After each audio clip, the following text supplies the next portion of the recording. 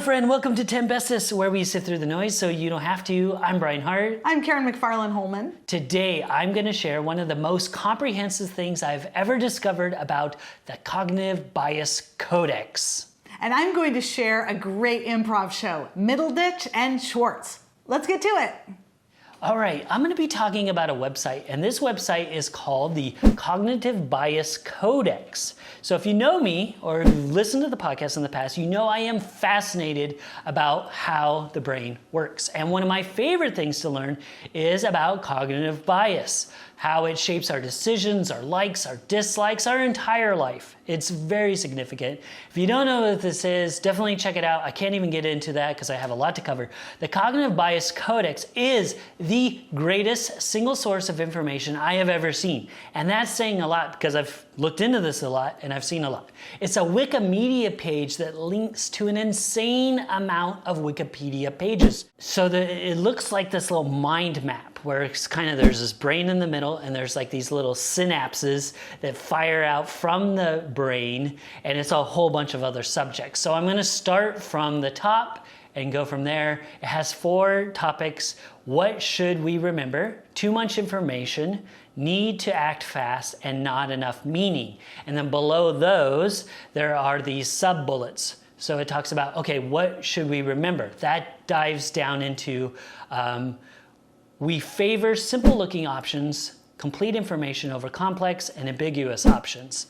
So then that goes deeper down into all these little subreddit pages, or the sub-Wikipedia pages, so less is better. It talks about Occam's razor, which you've covered as a former cool sheet. It talks about the law of triviality, information bias, which I've talked a lot about, different kinds of information bias, belief bias. And then so what I love about this is it talks about ones that I've referenced before, that I've known about, but I want to do further study. Maybe I want to revisit. What does that mean again?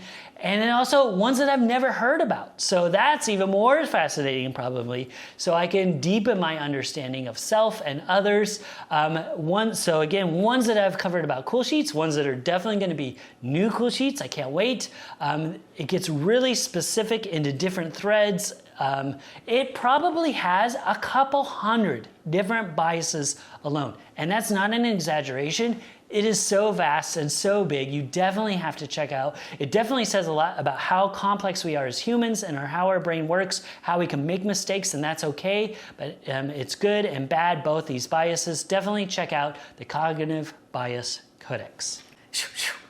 I cannot wait to look into this. As you were talking, I was just trying to envision it and trying to remember everything you were saying. And I was like, no, I have to just go back and really look at it. Yeah, and I talked about like one sliver of the whole thing. Like I said, it's literally hundreds of different cognitive bias, which I didn't even know there was that many. And I know about because I have looked into this so much that there's a ton, but no clue that it was this many.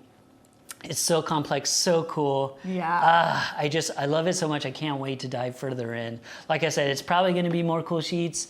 It could be, I could have broke it up into a whole bunch right at once, but I want to get the information out there. Definitely check out this big giant wheel. Yeah, for sure. It's so cool. And I love that it's visual. That's just so helpful. And then, I'm just imagining they had a great time putting it together. Oh yeah, I'm sure they had a lot of fun. But it's super detailed, super informational. It's amazing. Yeah. It's like I said, it's not exaggerating, the best source of one place for cognitive bias that I've ever seen. And I've looked thoroughly on all kinds of different websites and places. So cool. It's great. Thank you. You're very welcome. Definitely check these out on our show notes at 10bestest.com/rocks. My cool sheet has to do with comedy, and it is a show called Middleditch and Schwartz. Middleditch and Schwartz is a 2-person improvised show that is the first long-form improv show that has appeared on Netflix. The 2 performers are Thomas Middleditch, who is best known probably for his role on Silicon Valley, that's an HBO series, and Ben Schwartz has been in tons of stuff. He's probably best known for his role in Parks and Rec, though. Here's the premise. These 2 go out on stage and there's a live audience and they have a conversation with those people in the audience to get prompts that they will then improv about. They ask questions and they listen to stories from the audience members for about 5 to 10 minutes. And then, using themes and ideas from what just happened, they start the show. They jump right into it, they do not consult each other, and right away they start creating characters, they create scenes, and all these storylines. They are each playing multiple characters, they're using different voices, and this thing is a wild ride. Every show is totally different because there's always different audiences, different things might become prompts, and no one knows walking into it where it's going to end, including them.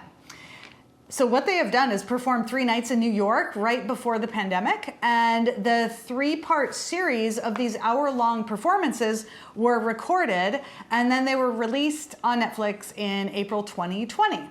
So you can go on and see those 3 shows. It is amazing to watch these two jump between the roles, and sometimes they get confused on who is playing what role, the names they made up, they use bad accents, and they get confused on that. There's all sorts of mayhem that makes this thing even funnier, and it adds to the charm.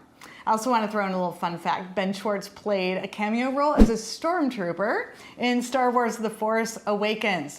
So check it out if you want a really good laugh with a lot of this just funny and incredible that what they do with their minds and how they do this improv, Middleditch and Schwartz. Oh, I'm gonna love this. I love improv. Oh, you haven't seen it before? I have not seen it, but I love improv. I love Ben, because I'm pretty sure Murray's gonna, when he listens to this, is gonna laugh at me because I can never remember people's names, but I'm pretty sure I know which character that is in Park and Rec. And if that's true, I do love that actor. I can see his face, I just can't, I'm pretty sure that's that guy. I love him, so it's gonna be great. Yes. Because I'm a big fan of his already. And I like improv, so I'm gonna love this. This is perfect. I cannot fathom what goes on in their brains when they're doing this. Improv is such an amazing skill. And certainly it's like a muscle, you know, you practice it, you get better.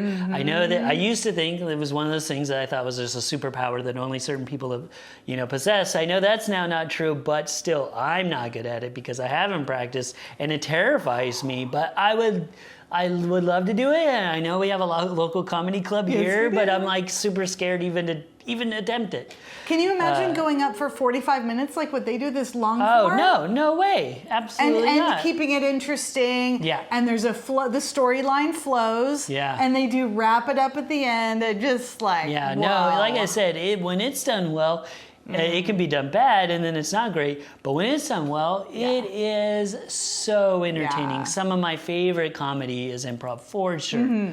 And you use it so much in your everyday life. Like I should definitely, everybody I think should learn improv. It's super useful in just day-to-day communication with people and situations and learning how to think on your feet and the yes and you know the mindsets even like everything about it. Have we talked about that? I feel like it's been a cool sheet.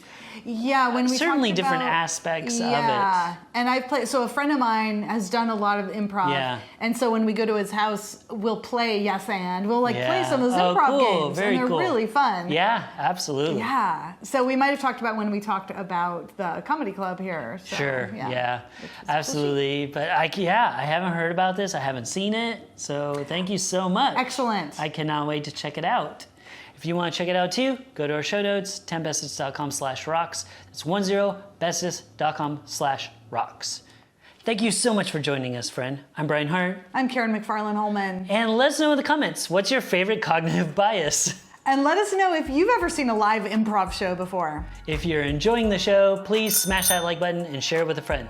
Stay tuned tomorrow for another great show. And don't forget to stay curious.